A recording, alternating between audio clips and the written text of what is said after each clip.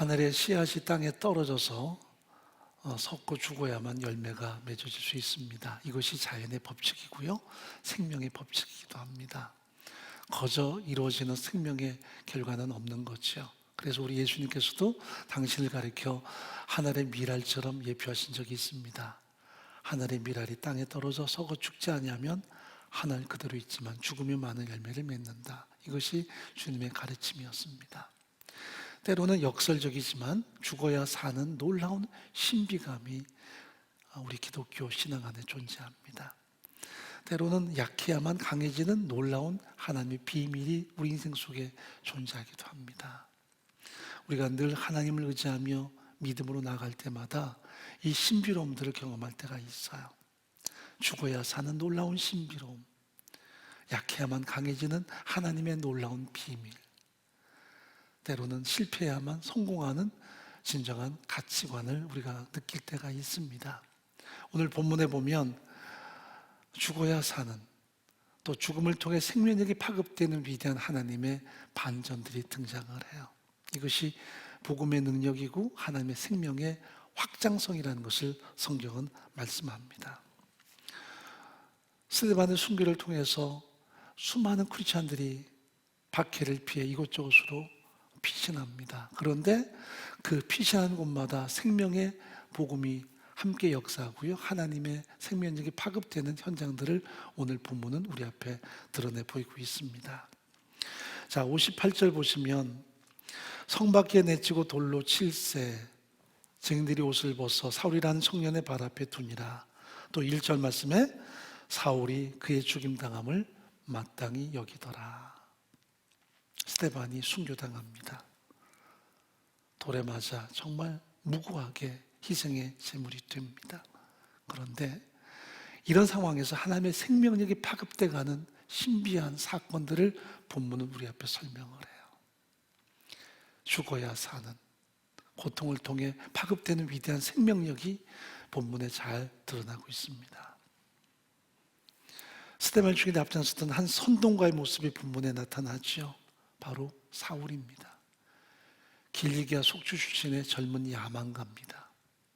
이 길리기아는 그다지 로마의 속주 가운데 지금 터키 최남부 지방에 있습니다. 그래서 이곳은 고대로부터 길리듐이라고 하는 텐트를 만드는 유명한 도시였어요. 야생 염소의 털을 채취해서 텐트를 만듭니다. 그러면 이 염소 털로 만든 텐트는 태양이 장렬할 때는 느슨해져서 공기를 잘 순환시킵니다. 비가 오면 튕겨내는 그런 방수 효과가 있어서 로마의 군인들에게는 너무나 중요한 하나의 전쟁 용품이었어요. 그래서 이것을 갖기 위해서 많은 고심을 했습니다. 그의 아버지는 이 로마 군단에게 길리기움을 납품하는 군납업자였을 것입니다. 그래서 많은 부를 축적을 했습니다. 또 뿐만 아니라 로마에게 협조했다는 혁혁한 공로를 통해서 로마 시민권을 하사받은 인물이기도 합니다. 그래서 이 사울은 태어나기 전부터 이미 로마 시민권자였고요, 유력한 이 부자의 가문이었습니다. 그런데 이 사울이 지금 예루살렘에 와 있습니다. 그 당시 전 세계에 큰 대학 도시들이 있는데 그 중에 하나가 이 길리기아였어요. 그 다수란 지역은 그 당시 유명한 대학들이 있었고 지금의 마치 보스턴 같은 그런 도시였습니다. 근데 여기서 태어나고 성장했던 사울이 지금 예루살렘에 와 있습니다. 이유는 그는 유태인이기 때문에 아버지의 그 열망이 있었습니다. 자기 아들을 그야말로 바리새인의 석학으로 키우고 싶다. 또 유대인 중에 가장 흠모할 만한 공예회 의원으로 세우고 싶은 그 아버지의 열망이었을 것입니다. 그래서 멀리 유학을 와서 지금 예루살렘에서 그는 바리새인의 학문을 배우고 있고요, 특히 가말리엘의 문화에서 고도의 율법의 학문을 배우고 있던 그런 청년이었습니다. 그런데 열심히 너무 지나쳤을까요? 예수 그리스도를 증거하는 이 스데반에게 그는 악감정을 품습니다. 그리고 모든 믿는 크리스천들에게 그는 분노해서 어떻게든 그들을 잔해하는 것이 하나님의 일이라 생각해서 그는 핍박의 최선봉에 서게 됐죠. 그래서 스데반을 죽이는데 그는 앞장을 섰습니다. 수많은 사람을 선동을 하고 그들의 옷을 맡아서 스데반을 쳐 죽이는데 큰 이익을 감당합니다. 극단적인 율법의 신봉자, 그리고 야망가했던 이 사울이 지금 역사의 무대에 서는 현장이 본문에 나타나고 있습니다. 아마도 스데반 죽이는데 앞장은 섰지만 스데반 집사의 설교는 그의 가슴속에 큰 반향을 이끌었을 거예요. 그러나 지금은 아니었습니다. 아직은 아니었어요. 지금은 그는 분노한 핍박자에 불과했습니다. 복음을 대적하는 핍박자에 불과했습니다. 자, 7장 55절 말씀 한번 읽어보죠. 스데반이 성령이 충만하여 하늘을 우러러 주목하여 하나님의 영광과 및 예수께서 하늘 우편에 서신 것을 보고 말하되 보라 하늘이 열리고 인자가 하늘 우편에 서신 것을 보노라 한데 저희가 큰 소리를 지르며 귀를 막고 일심으로 그에게 달려들어 성 밖에 내치고 돌로 칠세 증인들이 옷을 벗어 사울이라 하는 청년의 발 앞에 두니라. 저희가 돌로 스데반을 치니 스데반이 부르짖어 가로되 주 예수여 내 영혼을 받으소서 하고 무릎을 꿇고 크게 불러 가로되 주여 이 죄를 저들에게 돌리지 마옵소서 이 말을 하고 자니라. 스데반의 순교의 모습입니다. 이 아름다운 최후, 이 거룩한 최후는 옆에 있던 사울의 가슴 속에 큰 충격이겠지만 아직까지 그는 여전히 분노해서 당연히 죽었다라는 식으로 스데반의 죽음을 철저하게 배척합니다. 아직은 때가 아니었으니까요. 잠언 16장 4절 말씀 읽어봅니다. 여호와께서 그 온갖 것을 그 시험에 적당하게 지으셨나니 악인도 악한 날에 적당하게 하셨느니라. 하나님의 경세론, 하나님의 온 세상을 통치하는 하나님의 방법 중에 보면 의인을 통해서만이 아니라 때로는 악인을 통해서 당신의 뜻을 이루어 가세요. 아이러니하지만 심판받아 마땅할 그런 존재들, 하나님께서 철저하게 징벌해야 될 그런 존재를 통해서라도 하나님 당신의 뜻을 이루고야 마세요. 역사의 배경을 보면 이런 다양한 현장들이 존재합니다. 그런데 우리가 가까이서 보면 하나님이 안 계신가? 어찌 하나님이 당신의 백성들에게 그런 고통을 당하게 하실까라고 낙심할 수도 있지만 멀리 바라보면 하나님의 놀라운 구원 사역인 현장들을 보게 된단 말이죠. 우리가 알듯이 기원전 720년에 아시리아에 의해서 북방 에브라임은 초토화돼서 전 세계에 흩어지게 됩니다. 또 586년 남방 유다는 바빌론에게 그렇게 무너집니다. 이스라엘 민족이 전 세계에 흩어지고 끌려갈 때에는 하나님이 안 계신가, 하나님이 우리를 잊으셨는가 생각했지만 세월이 지나면서 그들은 하나님의 계획을 하나하나 깊이 이해하기 시작합니다. 왜 흩으셨는지, 왜 끌려가게 하셨는지. 훗날 보시면 사도 바울을 통해서 복음이 증거되는 모든 현장들이 과거 아시리아에게 흩어졌던 북방 에브라임의 후손들이 모여 사는 곳이었고요. 또 바벨론에 의해서 흩어졌던 남방 유다의 백성들이 모여 사는 곳이었고요. 또 잠시 후에 보게 되지만 사마리아 같은 곳도 아시리아와 혼혈된 그런 유대 민족들이 살던 지역이 사마리아였고 거기에 또 복음이 증거되는 위대한 반전들이 나타나는 것을 보게 됩니다.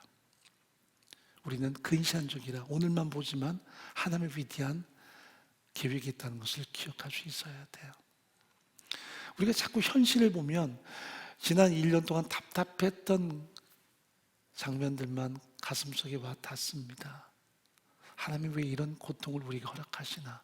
이 전 세계가 이 코로나 팬데믹 때문에 이런 고통을 겪어야만 하는가? 그래서 바깥으로 원망을 할 수도 있고 다양한 분노가 일어날 수 있겠지만 그러나 가만히 하나님께 무릎 꿇고 기도하다 보면 하나님이 가시는 위대한 반전들을 우리는 볼 수 있단 말이죠. 그러나 현실만을 보면 거기에 분노하기 쉽고 거기에 대해서 자꾸 잘못된 반응으로 우리가 나갈 수 있어요. 때로 멀리 바라봐야 돼요. 하나님의 의도가 뭔지, 하나님의 계획이 뭔지. 우리가 보기에는 좋지 않은 것들, 악한 것들도 하나님은 당신의 뜻 안에서 적합하게 통치한다는 것을 분명히 우리가 알아야 될 것입니다. 스데반이 순교당합니다. 사울은 극렬한 핍박자의 모습으로 많은 크리스찬들에게 지금 도전하고 있습니다. 그런데 1절 말씀 읽어보죠. 그날에 예루살렘에 있는 교회에 큰 핍박이 나서 사도 외에는 다 유대와 사마리아 모든 땅으로 흩어지니라. 크리스찬들을 막 흩는데 일조했던 인물이 바로 사울이었습니다.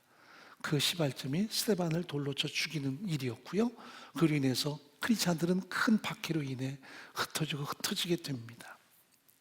그래서 사도 이후에는 다 유대와 사마리아 땅까지 흩어져서 어떻게 보면 한 영역을 벗어나는 상황들이 연출되게 됩니다. 분명히 핍박이었지만, 환란이었지만 경계선이 무너집니다. 영역이 파괴가 됩니다. 예수께서 승천하실 때 제자들에게 주신 말씀이 있었습니다. 1장 8절에 보면 오직 성령에게 임하시면 너희가 권능을 받고 예루살렘, 온 유다, 사마리아 땅까지 이뤄내 증인이 될 것이다 말씀했는데 그들은 예루살렘하고 유다 외에는 가지를 않았습니다. 왜? 그들은 선민사상에 지금까지 철저하게 장악되어 있었기 때문입니다. 유대 민족만이 하나님의 백성이다. 유대 민족만을 하나님이 사랑하신다. 유대 민족만을 하나님이 구원하신다는 것이 그들의 생각이었습니다. 그래서 더 이상 가지를 못했어요. 사도들조차도 예루살렘에 머물러 있었고 그 복음의 영역은 예루살렘과 유대까지밖에는 더 이상 확장되지를 못했습니다. 사마리아는 그들은 염두에 두지 않았습니다. 땅끝까지는 아예 생각지도 않았던 일입니다. 그런데 스데반의 순교를 통해서 이 모든 하나의 견고한 벽들이 무너지기 시작합니다. 그 출발점이 스데반의 순교점이었어요.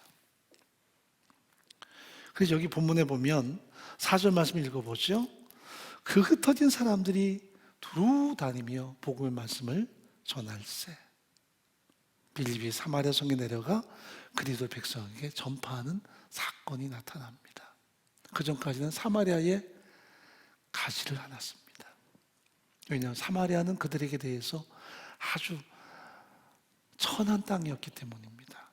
예수님께서도 사마리아를 한 번 통과하신 적이 있는데 그때도 제자들이 굉장히 좀 볼멘 그런 모습을 드러내 보이죠. 거기 사마리아 우물가에서 한 여인을 구원하시는 위대한 당신의 구원 계획을 드러내시는데도 불구하고 제자들은 은근히 배타적이고 은근히 주님을 경원하는 그런 느낌들을 드러냅니다. 음식을 구하기 위해서 성 안에 가서 빵을 구해왔는데 예수님은 한 여인과 대화 중이었습니다. 그러더니 그 여인이 갑자기 물동이를 버려두고 성 안으로 들어가면서 내가 메시아를 만났다 와보라 외치기 시작하는데도 제자들은 그것 때문에 가슴속에 감동하지도 않습니다. 그냥 선생님 빵 드세요. 이게 그들 입에서 나오는 고백이었습니다. 내게는 너희가 알지 못하는 양식이 있단다. 아니 누가 잡숫것을 갖다 드렸나. 나의 양식은 나를 보내신 하나님의 뜻을 행하는 이것이니라. 그들에게 주님은 분명히 말씀하셨어요. 사마리아도 언젠가는 하나님의 구원을 경험하게 될 것이라고. 그들에게도 복음이 증거돼서 그들이 하나님께 돌아오는 위대한 역사를 이루게 될 것임을 제자들에게 알리신 것이었습니다. 그러나 지금 성령이 임하시고 그들을 증인으로 삼고 예루살렘이 복음으로 가득 채워지는 상황에서도 사마리아는 그들에게 전혀 관심 밖에 없었습니다. 사마리아는 천한 땅이었기에 사마리아는 과거 아수르와 유대 여인과 사이에서 혼혈된 민족이기 때문에 그들은 천하게 보고 그들과는 상종치도 않았던 것이 이스라엘 민족의 현실이기 때문입니다. 그들의 영역에는 발을 들이지도 않았습니다.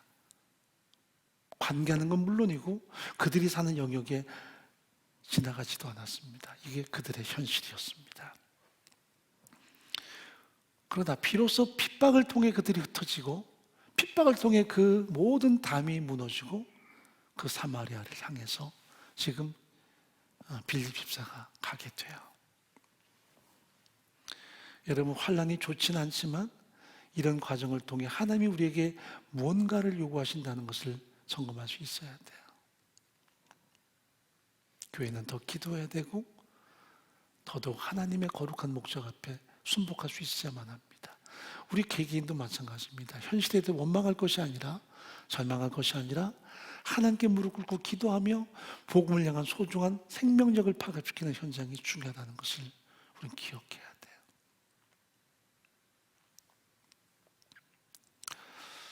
돼요. 예전에 좀 암이 중하신 분들이 계시면 저희가 잘 아는 그 이병호 박사님께 소개를 해드려요.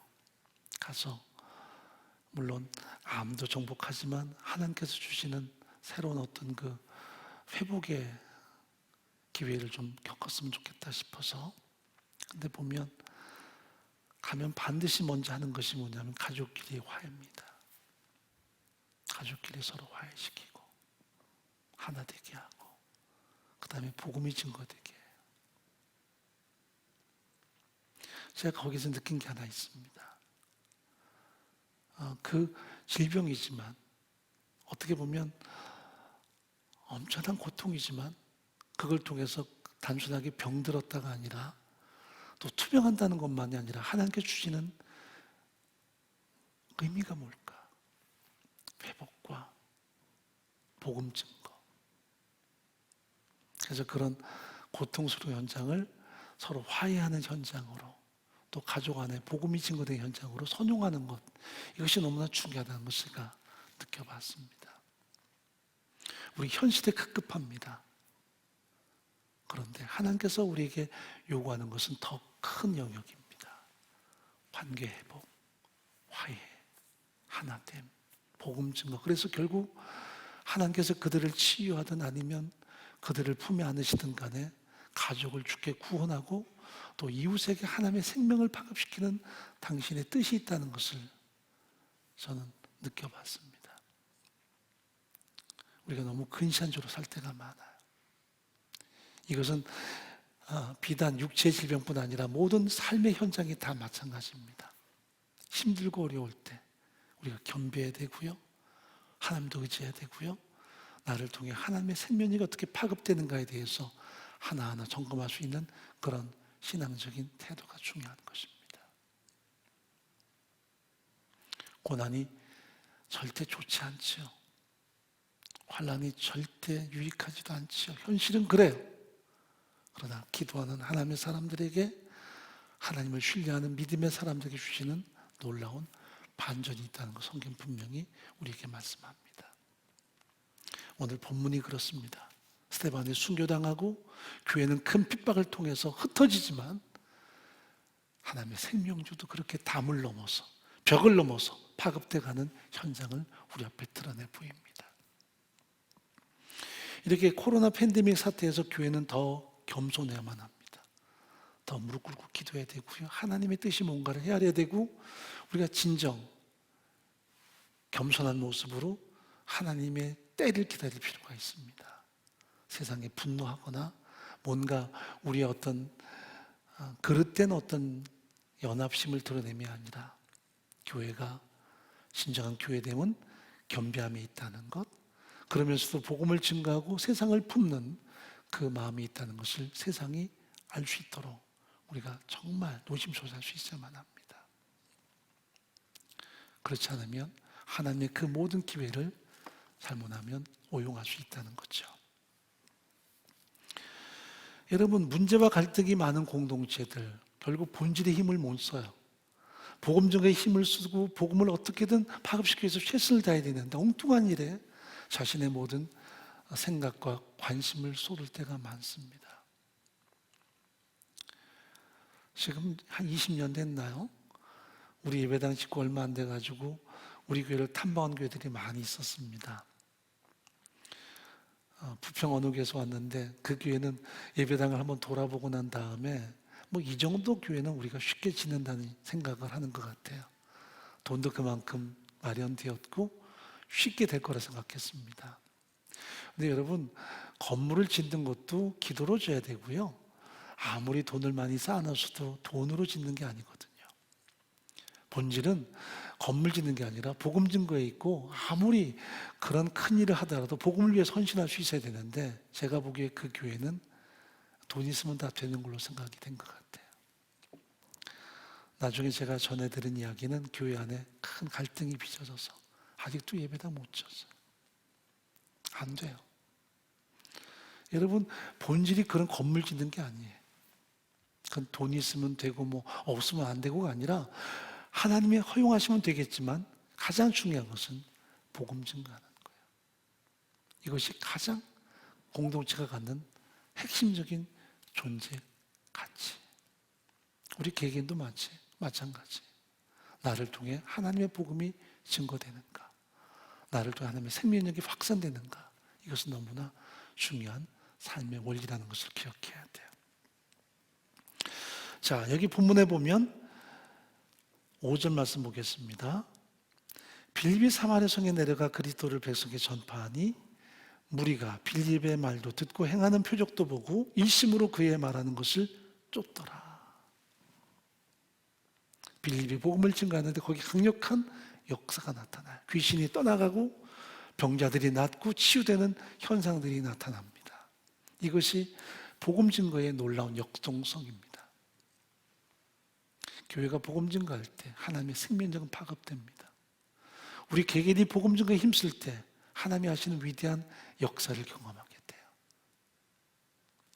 물론 기도하는 것도 하나님의 역사를 경험하는 소중한 현장이지만 그 기도가 복음 증거와 매칭이 될 때만 강력한 역사는 드러날 수 있습니다.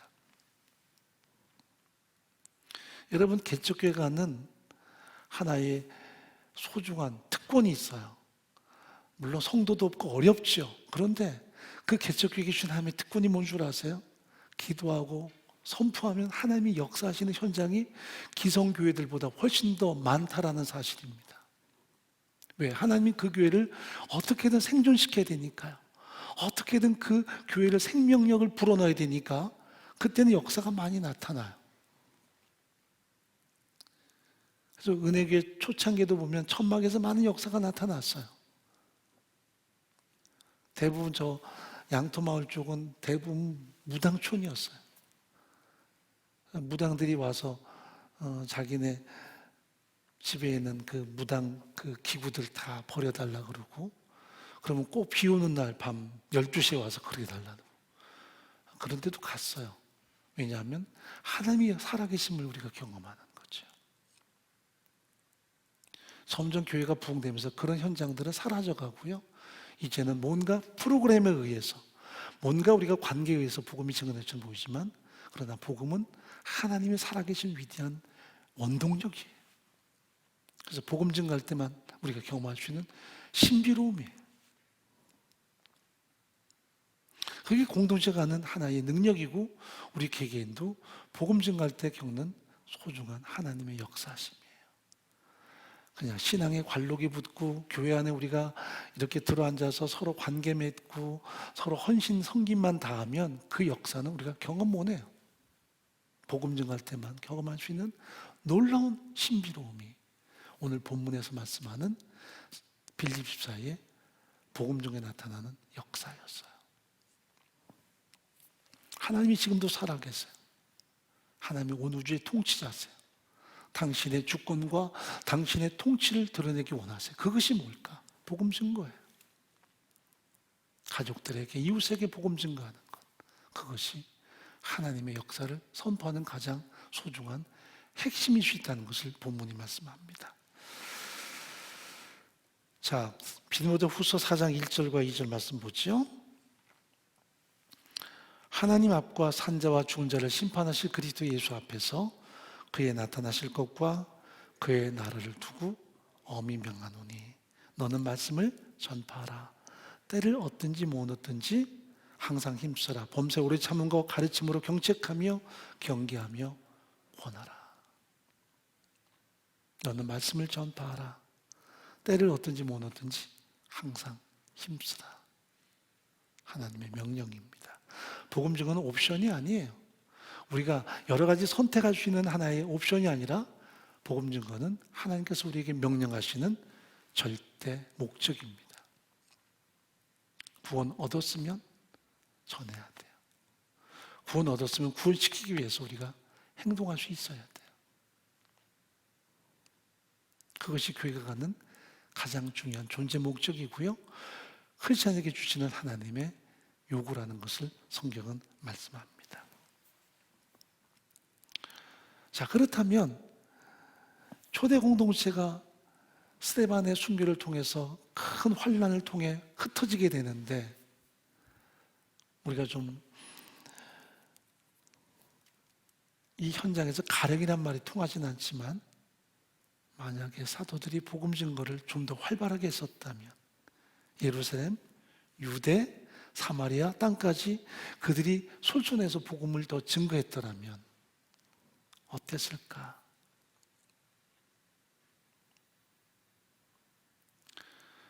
환란이 과연 없었을까?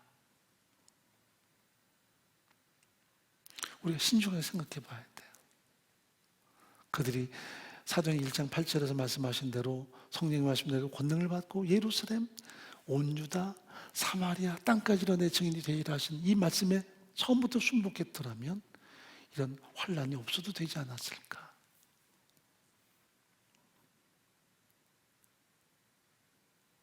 그들이 흩어지지 않아요.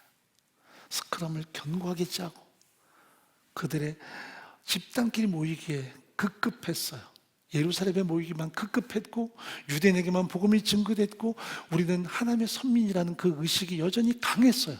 왜 구약에서 하나님이 이스라엘 민족을 전 세계에 파급시켰나요? 이유는 그들의 잘못된 선민 사상.